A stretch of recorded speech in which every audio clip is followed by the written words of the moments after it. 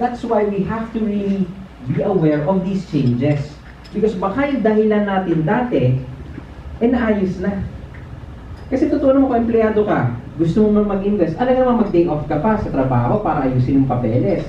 Saan hindi naman kikitain mo, totoo. At kung gagastusin mo rin lang yung bakasyon mo, syempre gusto mo nga sa bakasyon. Hindi yung pumunta ka, pipila ka to some office somewhere, fill up forms, submit documents, tapos yun ang release mo. It's unreasonable to expect people to do that also. Now that it's automated, now that can be attached to your payroll, so what's the next excuse? So talagang dapat iisipin mo na eh.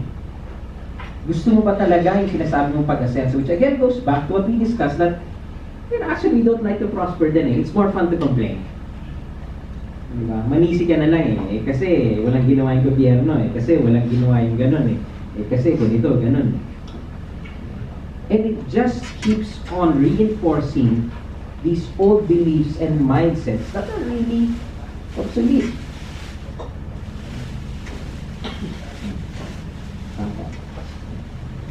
This is debt. Utang. You use other people's money. That's it. Debt. Diba? Lahat naman ng utang, may pinaggagamitan daw eh. Diba? O utang, bakit? May nagkasakit. Yan, yung drama. Pero yung pala, iba. Kasi pala, may gusto lang bilhin. But you use other people's money. You may term it also as credit because credit cards, alam din naman yun, you are using someone else's money. And when you use someone else's money, there is a price for that. Because there is a risk you will not pay that person. But that's again one of the, shall we say, rather wrong beliefs we have about money. That we can use other people's money for free. Sa ating mga Pilipino, pag naningil ka ng interest, ikaw pa masama. Bakit? I am allowing you to use something. And I am risking that you will never pay me. So should I not be compensated for that? Sa ating Pilipino, sasabihin natin, hindi. Diba? Dapat nga matuwa ka, nakatulong ka pa. That's how we think, diba? So we have to review this entire concept of using other people's money. And the thing about finances, it's easy to translate it to other disciplines. What do I mean?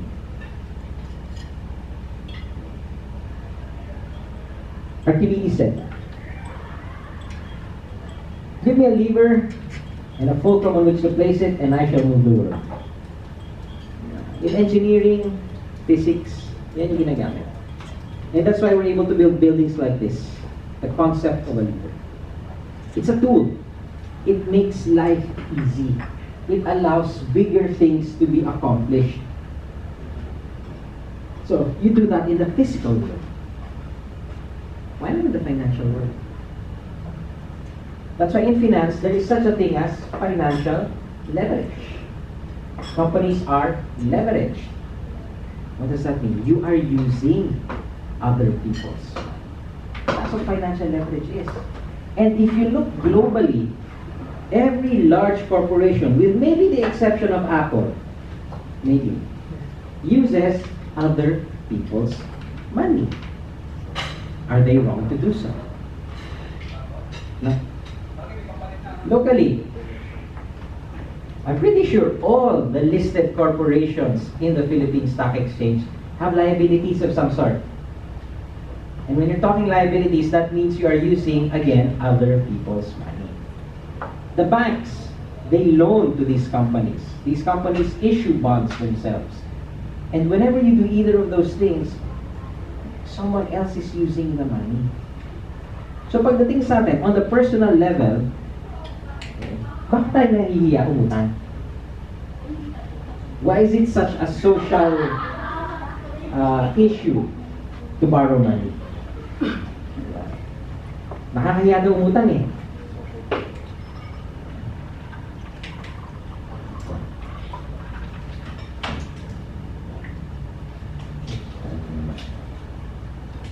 Here's some things to think about.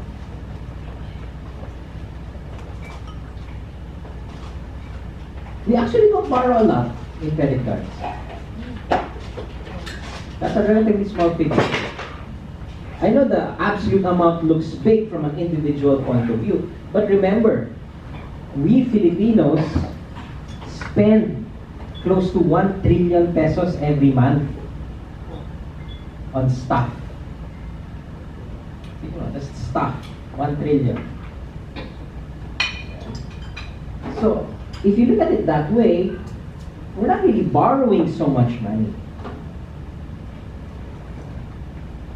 And yet, again, syempre in finance and all of these things, credit cards are always bad. They are ways that people get in trouble, all of which are true. It can. But it can be used properly. But again, when people talk about it, it's as if that, wait, pangit ang credit card. Hindi, may point nga yan. Is it dangerous? Can you get into trouble? Yes, just like any tool. You have a tool, you have your blogs. And I'm pretty sure you're familiar that you can destroy people's reputations with a blog. That's why you do have power, correct? And you can use it or misuse it. Talaga. Lalo na in this day and age, di ba? Social media, you go viral, sila na yung pangalan na tao. Paano yung nangyari dun sa ano, yung bumarel, mali pala? Oh, sinado yung pangalan ng tao, di ba? Just because yung sa bisikleta yung binarel, mali pala yung last number ng kotse. And just because of that, and just because it went viral, the person was viewed guilty. Sira yung pangalan niya. So talagang delikado. Pero it can also be used very well to bring out issues, di ba? To discuss issues. So when it comes to credit, konti lang yan. 216 billion, that's not a lot. In fact, it's only 3% of a bank's loan portfolio right now. Where's the other 96 or so percent? Business loans pa din yung housing loans, car loans, personal loans. So maliit pa rin talaga yung mga ganun. And yet, somehow, in social media, parang feeling, wow, ang laki. Di ba? When you talk about credit cards, wow, parang ang laki-laki. Hindi naman talaga eh. On one hand, it's good. On the other hand, it's also bad because it means hindi natatakot tayo gumamit. When in fact, it can help you manage your expenses. May app na ba talaga kayo? Yung sinabi ko pa, mula nung unang-una. Do you now track your expenses better? A credit card can help you do that. Lalo na I know some of you take Uber, some of you take Grab. Your credit card may help you keep track of that. Instead of having to type it into something else, tapos, at least on my credit card, nasa-summarize yan eh. So I know pretty much how I spend. So instead of having to do it every day, I use that to keep track of it, especially since I'll pay it on due date anyway. But if you're afraid of using it, posible din mahihirapan. Hindi yan. It again goes back to our earlier principle eh. Takot. At dahil takot ka, ikaw din mahihirapan. You are denying yourself the opportunity to use tools responsibly. Of course, if you use it irresponsibly, you will get into trouble. There's no question about that.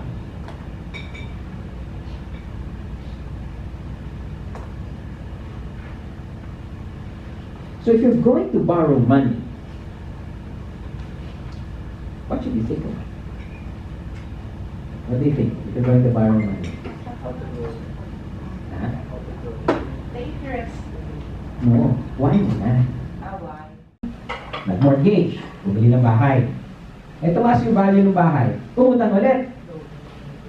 Di ba? Second mortgage. Bakit? Para pagandahin yung garahe, kusina, yung den. Eh, umakyat ulit yung presyo ng bahay. Because, you know, asset values are going up. Umutang ulit. Yun naman, nasobrahan na sila. And that's why the world ended up in this condition. Because people began to irresponsibly use debt. Admittedly, one of the reasons why hindi tayo masyado tinamaan is because hindi tayo masyado umutang, which is good. But that also means that we also limited our potential. Trade-off yan eh. We were saved in some cases because we were so primitive.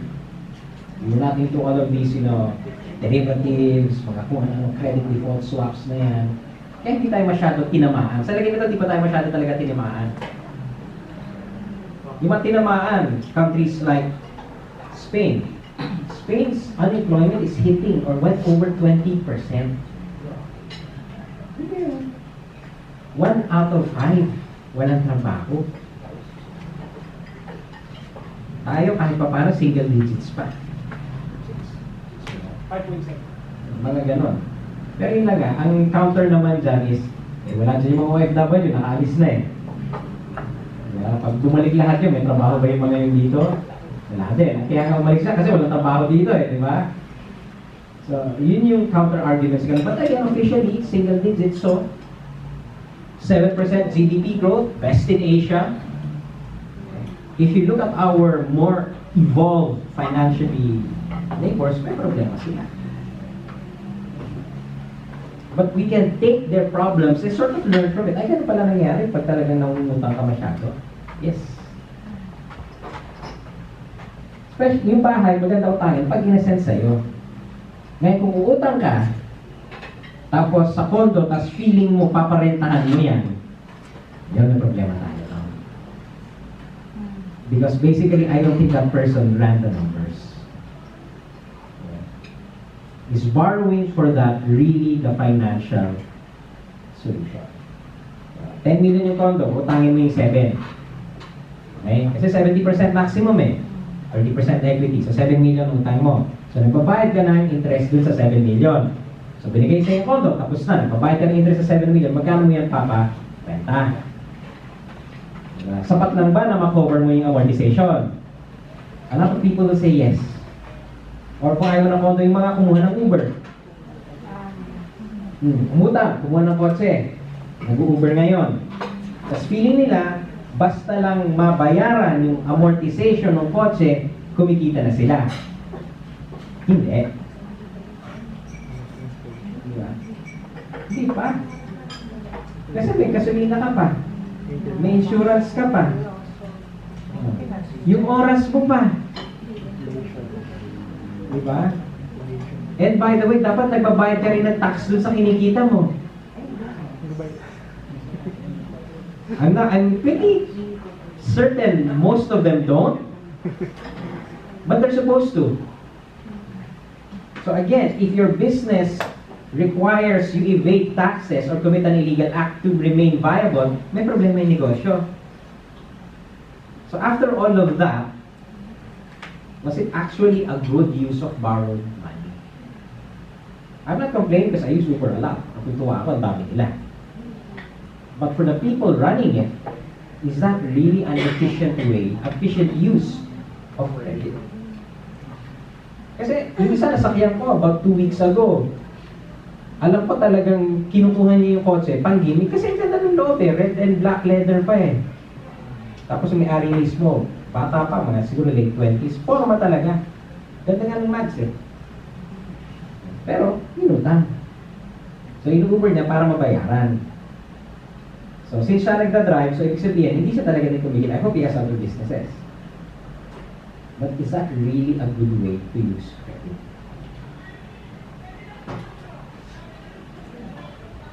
So, yung car, ayun. But in general, anything that can generate or enhance revenue. As vloggers, the good news is hindi naman kailangan talaga ng capex eh. But for many other businesses, you do need capital expenditures. So kung hindi mo kaya ilabas lahat, consider borrowing. That is using debt. Wala masama doon. Ngayon, kung ayaw mo utang, sell equity. Look for partners. You don't have to list in the stock market naman to sell equity. Maghanap ka ng kasosyo, that's what it means eh. Selling equity simply means naghanap ka ng kasosyo. Magpapasok sila ng pera. That's still other people's money. Except ngayon, pwede lang may kumontra sa decision mo. Which is again why we don't like doing it. I will lose control of my ganito eh. Which is true, which again is very juvenile eh. Because again, look. Just look around. Three of the wealthiest families, or actually 5 of them listed, they did not lose control of their companies. Ayala, C, Gokong Wei, Tan, Andrew, Tan, Busho. Nag-list sila. They did not lose control.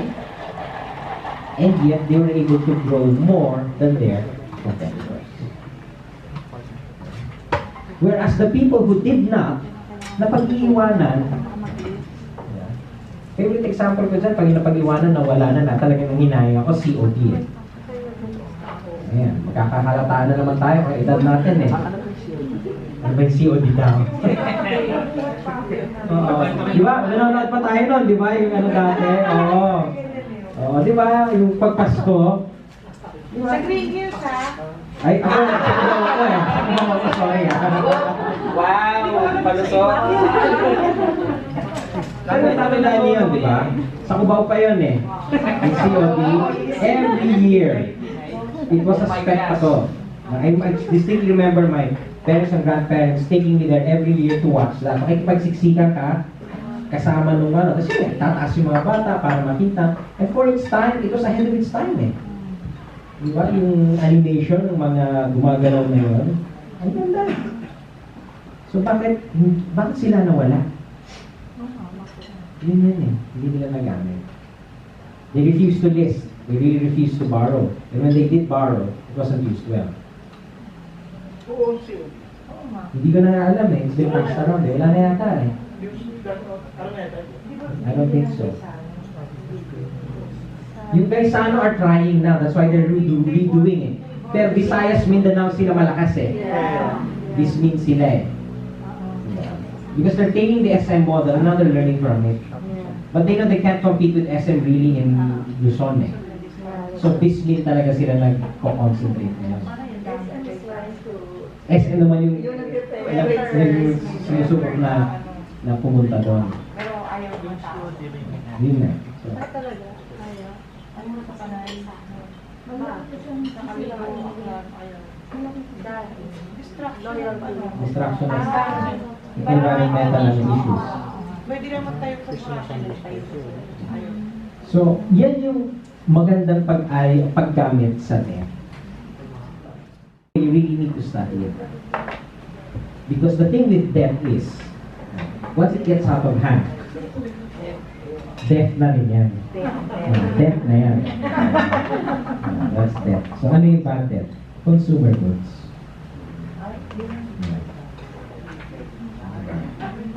Yan ang delikado. Yan ang haharapin na naman natin this time of the year. Yun eh. That's exactly it. It's now. Punta ka lang dyan sa baba. I think there's a big billboard there that says 0% and all of these things. Please do not believe 0%. It's not true. It's not true. Because, ano yan eh? Yeah, hindi calculate lang. Parang ang nangyayari lang ganito.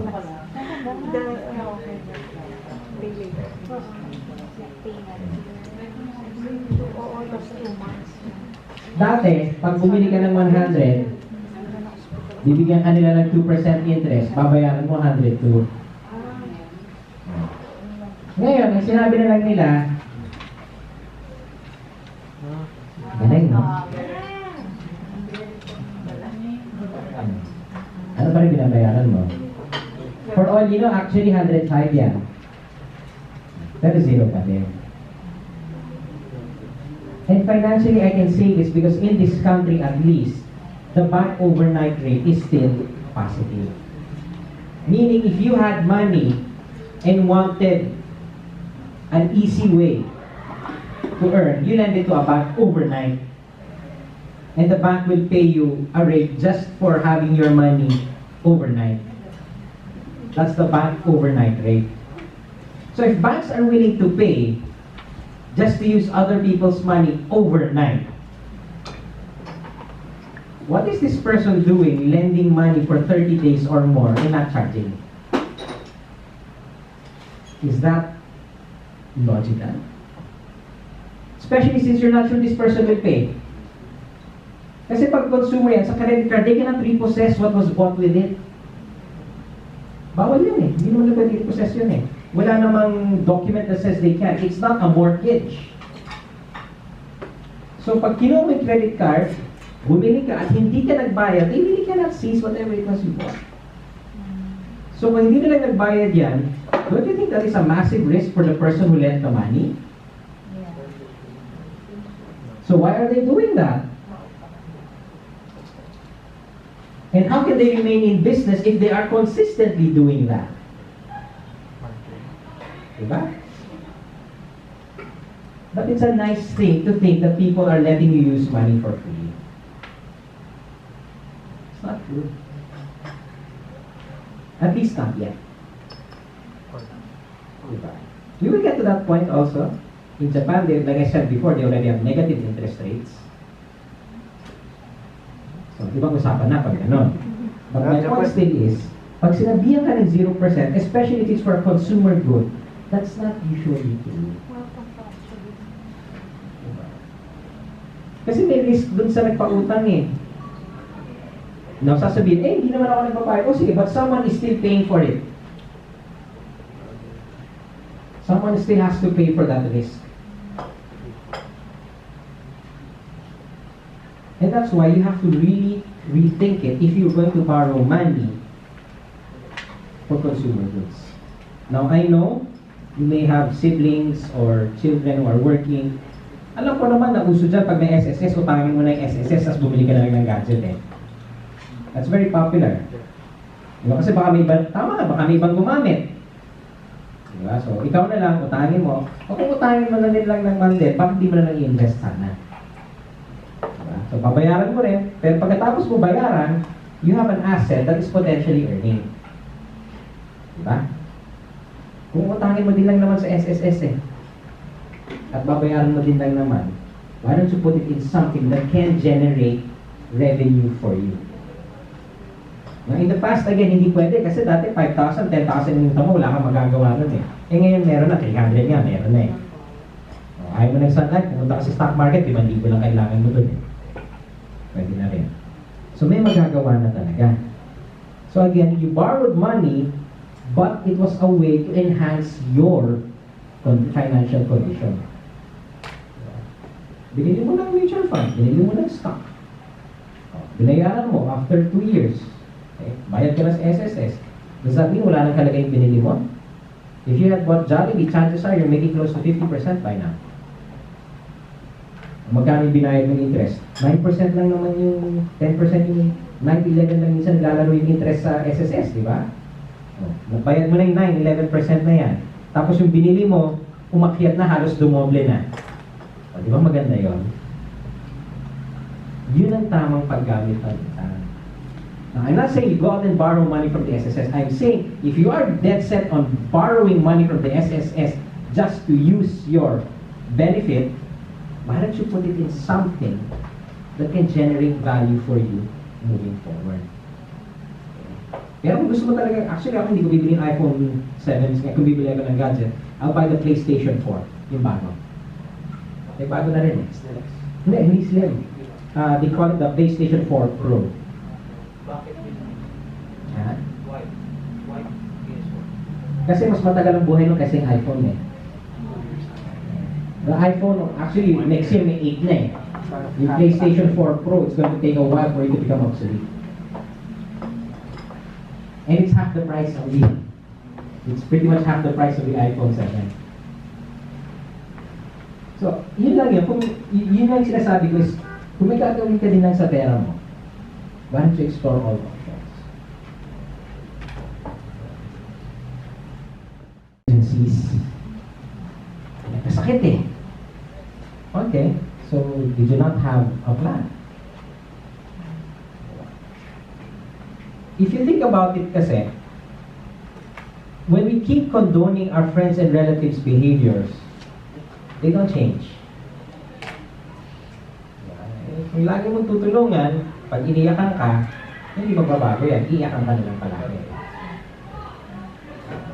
And Sun Life actually did a study wherein they saw that the behavior of Filipinos, especially middle class down, yun ang problema. Emergencies, hindi lang nila. Not just their emergencies. Pati emergency minsan ng kapitbahay, sagot nila. Ganun tayo eh. Diba? Yung kapitbahay mo, pupunta sa'yo, wala na akong ibang malalapitan. Hindi ko na alam gagawin ko pag tinanggihan mo ko. So pati yun, sagot ng emergency fund mo. And that's not sustainable. Because what does it do? Yes, it makes you feel good for now, nakatulong ka. But it tells that person that they don't have to plan on their own. Because they can always just go to you, give you a sob story, and just continue with their behavior. Kasi ikaw ngayon yung may problema. Kasi paano ko kolektahan yun? Pag siningil mo yun, sino masama? Ikaw. Diba? Dami-dami mo na ng pera, naniningil ka pa. Diba? Kaya nga umutang sa'yo, hirap na hirap sila eh. Tapos sisingilin mo pa sila? Magpapalit naman eh. Diba? Maghintay lang. But again, okay, borrowing money for these emergencies, that's why it's impulsive. When they could have been planned for. You could have planned for them. Okay? Yung sinasabi ng emergency fund na 3 to 6 months daw, eh, sige, kahit yun lang. But if you're borrowing always or without thought, problema.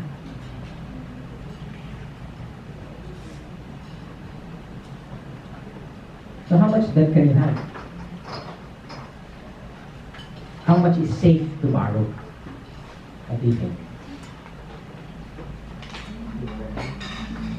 Right, what do you think? How much? Yeah, how much do you think is safe to borrow? That which you're confident you can get. No, that's a concept. Eh? Let's have Actual numbers. a percentage. Percentage. Well, the going rule of thumb for the housing loan. Yes. Mga 35% for housing. Ako, ang rule of thumb ko niyan, especially pagdating sa credit card, I think I mentioned it before. Whatever one average income ko for 1 month, that's it. That's the total credit limit of mine and my wife's credit card. Yun na yun. Para pag naubos yun, pag tinamaan ko yung limit na yun, alam ko na yung kinita ko next month, nagastos ko na. And I cannot go over that. And that's total lang. My card, my wife's card. That's it. And like I've said before, when the bank raises my credit rate, I write them and tell them to put it back. Pwede yun. Pwede yun. Thinking of sending you your cards eh. Yeah, but call them and say, I'd like to decrease my credit card, my credit limit, kasi pag hindi nyo ito ginawa, baka hindi ko kayo bayaran. How about for the business? Business. For business, in general, the rule of thumb, again, this will vary greatly. The rule of thumb is, it should not be more than 50%, or it should not equal the amount that the owner put in. What do I mean? If you as the owner put in 1 million pesos, you should only borrow 1 million pesos also. That way, half of your business is run by your money, half is run by other people's money. That's the general rule. Because pag mas malaki na yon, kaysa sa pera mo sa negosyo mo, baka tumakbo ka na lang eh. Yes? Can I go back to the house? Sure. The 35%, you mean 35% of the amount of the house? No, 35% of your income. 35% of your income Should be what you be. should be what you're paying for mortgage. for the amortization on a monthly or whatever basis. 50,000 dapat. Around 50,000 Yeah. dapat ang Kung 50, ano, kung 100,000, 35,000 yung monthly mo. Okay. Sa bahay. Now, you can also expand that, sabihin mo na 30-35% lang, lahat ng utang mo, 30-35% lang nung kinikita mong net. Net. That's why in certain companies, nililimit na nga nila yung pwedeng utangin ng empleyado. Kasi in certain companies, meron sila yung company loan, baka may cooperative pa yan, meron pang SSS, dinideduct natin sa sweldo eh. So dapat yung deductions nung empleyado dapat mga 60% or 70% ng sweldo niya, naiuwi pa rin niya. Yun yung ideal sana. Okay. Ngayon, what happens if it goes over? Then you have to try and put it down. You have to try and bring it down. Because, okay, here's the thing. Paano pag baon ka na sa utang? Ayan na, nakautang-utang na. Change of identity. Change of identity. Meron yung nagsabi, doon kinala yung sa RX-93, yung umutang, nangakong magbabayad, nangakong babayaran, nagpa-retoke, tumakas na. So that is that. So, this especially pertains to if you owe credit card debt. First of all, figure out how much you actually owe. Because the figure that the bank gives you already has interest imputed in it. So ano ba talaga yung, or magkano ba talaga yung inutang mo? Yun ang dapat unang-unang alamin mo. Without interest, without penalty muna. Doon tayo magsisimula. I've helped people with this. I've drafted letters to banks. Kasi nga, pag ikaw sinulatan ng bangko, minsan nakakatakot eh. They're going to threaten to sue you left and right. Diba, tatawagan ka ng kung sino-sino. So, I always say, unahan mo na, you go and present a plan to them. Diba? And you always start by saying, oh, this is how much I owe, this is how much I actually borrowed. So dapat ito lang muna yung babayaran ko. That's where you begin the negotiation. The bank will always counter with, no, that plus everything else that you owe. The financing charge, the interest, the blah blah blah fees, lahat yon. That is where the bank will always counter with. You will usually end up somewhere in between. They will not, yun nga, they will not actually allow you to pay back just that amount that you owe. That's why there's no 0% at the end. Hindi sila papakayag nun. Kasi ginamit ko yung pera eh. Oh, yun nga eh. Kaya sabi ka ng 0%, diba? So, ano yan sa gitna? Pero that negotiation depends on you knowing exactly how much you borrow. Magkano ba talaga yung inutang mo? Or if you were paying for a while, then you suddenly became unable, magkano ba yung balance? Because whenever you pay, part of that is interest. And yun nga eh, una nilang babayaran muna yung interest bago nila bawasan yung principal. That's why you have to be aware of that. Oh, but there's a joke eh. If you owe the bank 100,000 pesos, you have a problem. If you owe the bank 100 million pesos, the bank has a problem. Kasi laki ng utang mo eh. And the reality is, that's why wealthy people are able to negotiate better terms. Na pag sila may utang ng anlaki-laki, they actually get better terms because the bank gets desperate to get paid. So, utang tayo mas malaki. Uy, utang na mas malaki. Sa Lunes. Lunes. That's just a joke. But in business, that's what happens. Eh. That's why, seriously, the smaller borrowers usually get hit with all of these fees. But the larger borrowers, especially talagang malaki institutional, sometimes, o sige na nga, ito na lang, para lang may makuha to.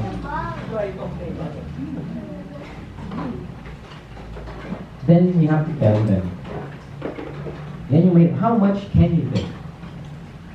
Because while they really cannot send you to jail for credit card debt, at least not in this country, once you start negotiating with them, they will demand checks, post-dated checks.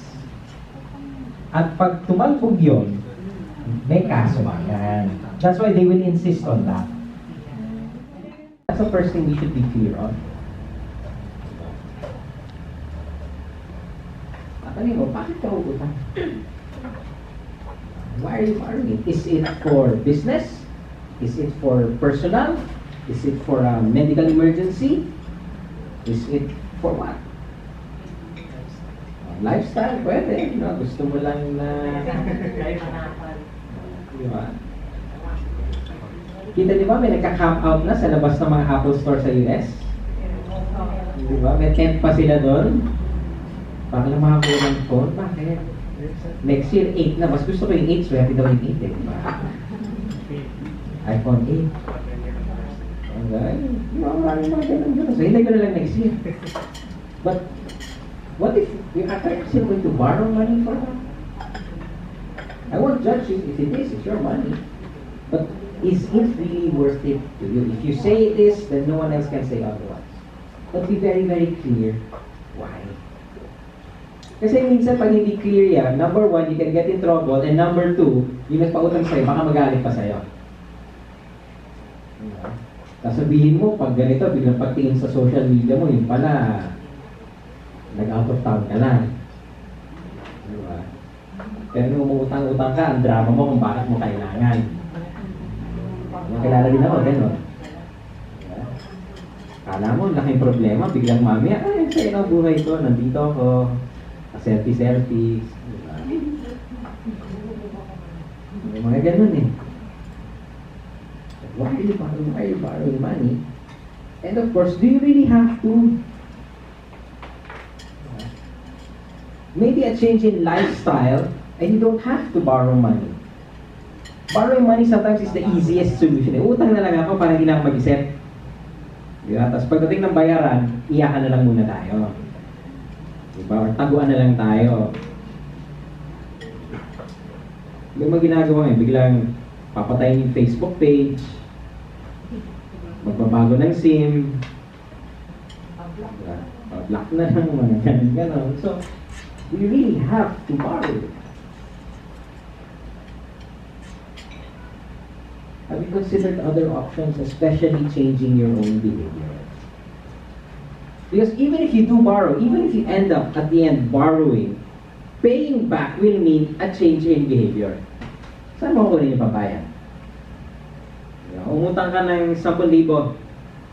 Paano mo babayaran yun? Uutang ka ulit. Which is nangyayari din. Diba? Uutang para magbayad sa inutang. Sasabulan na lang tayo later on. But at the end, if you just ask yourself, do you really need to do it?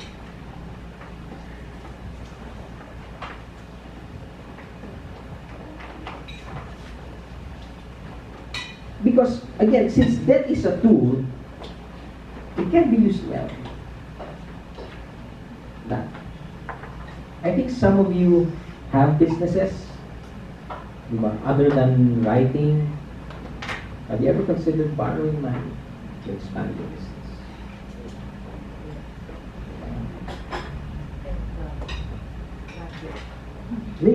Why thank God not yet?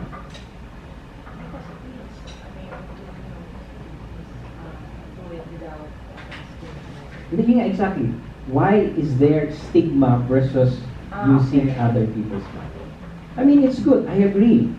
But in business, there are 3 ways to grow a business. First is you internally generate it, which is the acceptable way to do it. Yun yung maganda daw. You internally generate your growth. Good.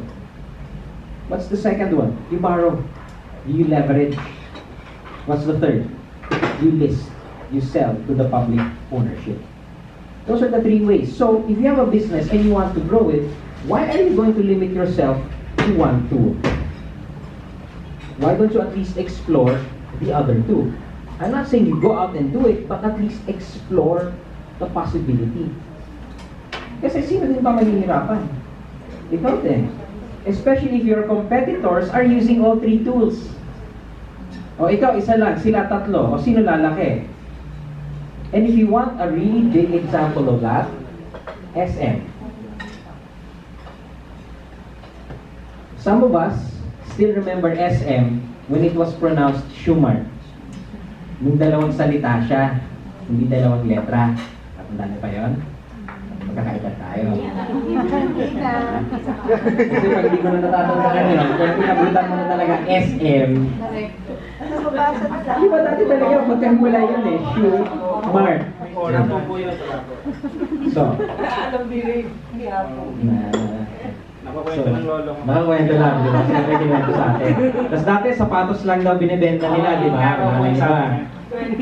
Kwento-kwento lang, sinabi. Sige. So, what's my point? They started out really as a small business. We all know the story. But if you look at how they consolidated their advantage and how they became the largest, if not one of the largest, if not the largest in their business, what did they do? They used all three tools. Did they make mistakes along the way? Yes, they actually embarrassed themselves a couple of times along the way. But that did not stop them from using the tool because they learned. That's how we learn naman, di ba? I'm sure the first time you set up your blog, nagkamali kayo, hindi pantay margins. Di ba? Tapos maglalagay ka ng picture kung saan napupunta yung picture. Hindi pantay. Yung video, hindi mag-play. Diba? You have these hiccups. But now you've learned, you can probably put up a blog post just like that. But that took time. And so does the proper use of it. Going back to the SM story, nag-list sila. So, they listed, which by the way, initially did not work out well for them. The offering price was 250 pesos. Opening day, it fell to 200. They lost 20% of value on opening day. How would you feel if your business lost 20% of its value in 2.5 hours? That's not going to feel very good. It's embarrassing, actually. Lalo na kung pinakain mo pa yung mga broker eh, tapos pinagsak na lang pala yung stock price mo. That's what happened. But since they explored that, since they were listed, now you can actually begin to use their shares as collateral if you want to borrow money. And oh, by the way, since you're listed, now you can borrow money better from the public. It's easier to get permission to borrow from the public since listed ka. So, umutang din sila sa publiko. Pag ikaw lumapit sa bangko at umutang ka, who has the advantage? Yung bangko, right? They dictate pretty much the interest, the amount, the payment terms, and any acceptable collateral. Right? But if you borrow from the public and you issue bonds to the public, who decides the interest rate? You do. Who decides when to pay? You do. Who decides collateral, if any? You do. So compare that to your competitor who has to go to a bank. Well, you happen to own that bank that they're going to as well. Who has the advantage? If you're both building, let's say, middle-class condos, whose costs will be lower? Yours, right? Compared to that guy. So if your costs are lower, you can price it more aggressively, correct? You can sell it easier. You can give better terms compared to that guy. That's why they became the biggest. Because they're willing to use all tools available. Kaya pag may negosyo, hindi masamang isipin na umutang. Hindi talaga. Yun lang, alam ko lang, Apple lang talaga yung hindi. But Apple's problem is because they have so much cash, they don't need to borrow. Do you have so much cash? Na hindi mo na alam paano gagawin mo sa cash mo? Hindi nga eh. Diba? Masarap na problema yung gano'n, hindi mo na malaman gagawin. But in a sense, that's Apple's problem because we buy their products. So, parang nag-iisip nga sila eh. So, they don't have to borrow. But pretty much every other company in the world borrows money at some point. So, why don't we? And hindi masama yan. That's again what we have to remove. Hindi masama. Now, I'm not saying it's necessarily good, but let's first remove na hindi siya masama and look at it as a viable option. Okay? So many companies, of course, nabaon sa utang, lumubog. Totoo din yon.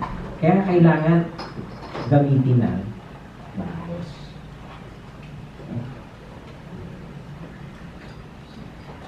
For the housing loans. Because the fact is, kaya ba bumili ng bahay talaga sa Maynila cash ngayon? Kaya umutang kahit konti.